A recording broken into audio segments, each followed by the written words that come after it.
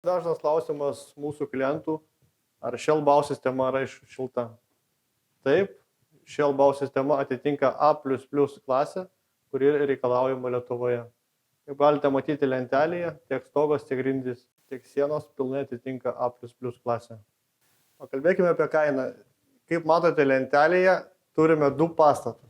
Vieno matmenys yra 10x10, turime 100 kvadratų, kito pastato matmenys yra 3x30. Ir pagalvokite, kuris pastatas yra pigesnis. Greičiausiai daugelis pagalvojate, kad 900 kvadratų turi būti pigiau negu 100 kvadratų.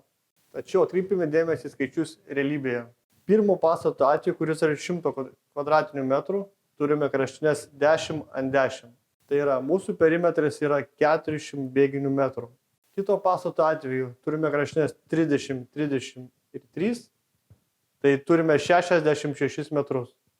Ką tai reiškia? Tai reiškia, kad daug daugiau reikės konstruktyvo, daug daugiau reikės vidaus apdailos, netgi komunikacijos perimetrą paskaičiavus yra ženkliai didesnė sąmata.